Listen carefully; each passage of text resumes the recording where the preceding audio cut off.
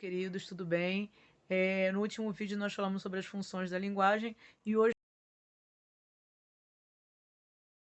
os elementos da comunicação, os elementos da comunicação e hoje nós vamos falar sobre as funções da linguagem. Desculpa que atrapalhei no início. É, Antes de começarmos a falar sobre as funções, vamos relembrar aqui rapidinho o que vem a ser língua e fala.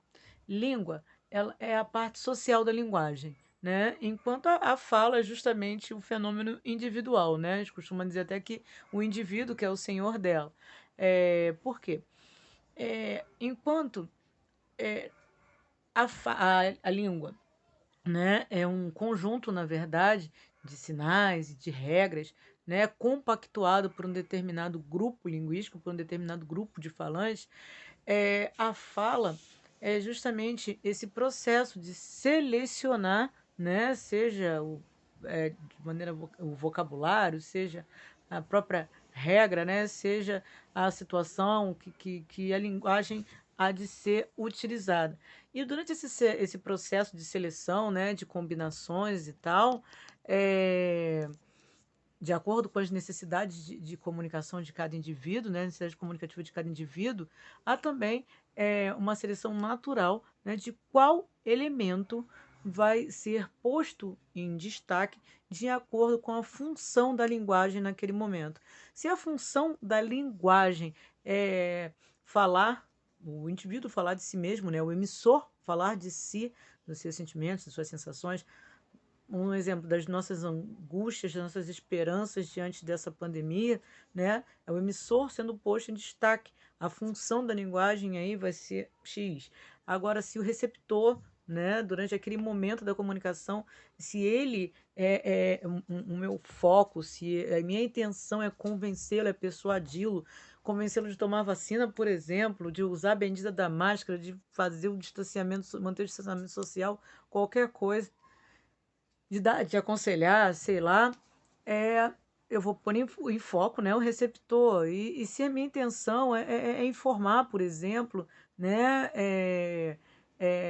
detalhar sobre determinado assunto, enfim, ponho o referente, né, em destaque, outra função. Então, já que eu comecei falando do emissor, não custa nada falar qual é a função, né, da linguagem que põe em destaque justamente o emissor, né? É, é a função emotiva ou expressiva, mesma coisa, emotiva ou expressiva, beleza? Características dessa função da linguagem: predominância de primeira pessoa, emprego de duas classes gramaticais que demonstram, né, principalmente dessas duas classes gramaticais, perdão, porque elas demonstram justamente esse posicionamento, ponto de vista, opinião, que seria um adjetivo e um advérbio, tá? Inclui isso aí também locuções adverbiais, locuções adjetivas, enfim. O que tiver valor de adjetivo e de advérbio, beleza? Enquanto a função apelativa, ela tenta convencer, ela tenta persuadir, né, alguém a mudar de comportamento, a fazer ou deixar de fazer algo. A gente tenta, quando a gente vai aconselhar alguém, ai, miga, larga esse boy, ele não te merece. Ou ao contrário, miga, se apega a esse boy que ele te merece a beça, entendeu? Cara, gente boa.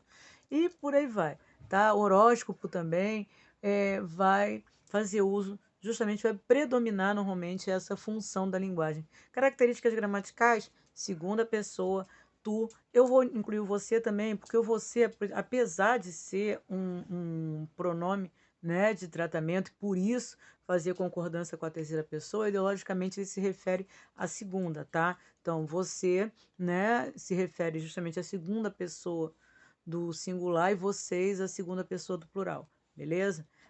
E formas imperativas também, tá?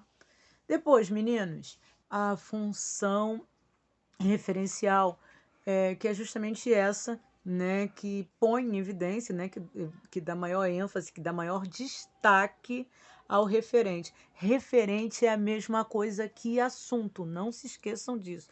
Nome é diferente, mas é a mesma coisa, referente a assunto, referente a assunto. Tá? É o que a gente vai encontrar nas notícias, por exemplo, características gramaticais, objetividade, logo não permite plurissignificação, tá? É, predominância de terceira pessoa, impessoalidade também são características bem típicas. Ah, outra coisa que vocês não podem deixar de saber. Em um texto, pode até aparecer mais de uma função de linguagem?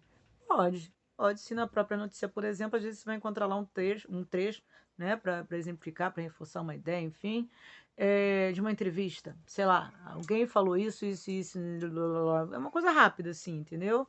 Mas a gente encontra bastante isso, né? Ah, mas aí o texto vai ser. Não, gente, não. Qual é a função principal desse tipo de texto? É passar a informação, é ser objetivo, tá? O foco não vai deixar de ser a mensagem, embora apareçam esses trechos. Se eu for tirar esse trecho individualmente, óbvio que eu vou dizer que a função que prevalece ali, sei lá, é emotiva, não sei. Mas se eu for analisar o conjunto, eu vou ver que a função mais importante, a que predomina ali, é justamente a função referencial. Desculpa, gente, buzina aqui, cachorro dali, é a nossa realidade da pandemia, né? Mas enfim, eles vão parar. Eles vão parar. Fé, muita fé no Pai, que eles vão parar. Voltando aqui, deixa eles quietinhos lá. Deixa ela berrar à vontade. Bem, então, função referencial, tá? A função fática. A função fática, na verdade, ela testa o canal. Eu separei aqui um trechinho, deixa eu ver aqui onde que eu botei. Aqui, ó. A definição do Aurélio para canal. Deixa eu ficar bem séria, calma aí. Não late agora não, hein? Vamos lá. Suporte material ou sensorial através do qual se faz a comunicação. Meio utilizado para enviar um sinal de um emissor a um receptor. Entendeu não? E-mail, ligação do celular, mensagem do WhatsApp, SMS, esse diálogo assim tete a tete, vídeo, telefonema, tudo isso é o canal, entendeu? Por onde a gente transmite, né, a mensagem. Simples assim. Ah, como é que eu sei que tem função? Né? Vocês já perceberam, né? Entendeu? Sacou? Sabe como é? Oi! Tudo bem, você tá bem, beleza, tchau, tchau. Passa lá, tá. Gente, a gente só testou o canal e fim de papo. E foi. E seguiu o fluxo, né? Olha o né de novo, testando o canal aqui, tá? Eu acho que esse é até o mais fácil de todos. Falamos da expressiva, que é a mesma coisa que emotiva, da apelativa, da fática, da referencial. Ficou faltando quem aí? A poética, gente. Eu acabei fazendo em um texto separado, tá? Perdão, em um vídeo separado, porque eu tinha feito um outro anteriormente, não coube. Enfim, aí vocês assistem no segundo vídeo, no parte 2, beleza? Ficou faltando justamente a metalinguagem, ou a função metalinguística, a que eu mais gosto, diga-se de passagem. Sério, a que eu mais gosto, gente. Eu sou apaixonada por essa função. Coisa de gente boba, mas enfim. A função metalinguagem é justamente quando se utiliza o código para falar do próprio código. Dicionário, exemplo clássico, você tem ali a palavra definindo o significado de outra palavra.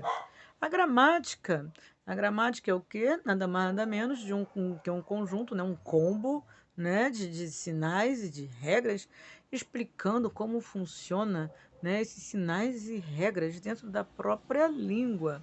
Ah, o cinema, falando do cinema, né? Falando de como é feito cinema, também é exemplo de metalinguagem. A música, falando da própria música, é exemplo de metalinguagem. A pintura, falando da própria pintura. Um quadro onde aparece um pintor, uma pintora, né? Pintando, né? Um pintor, uma pessoa pintando. De música, tem uma que eu gosto muito de utilizar para exemplificar, que é do fundo de quintal.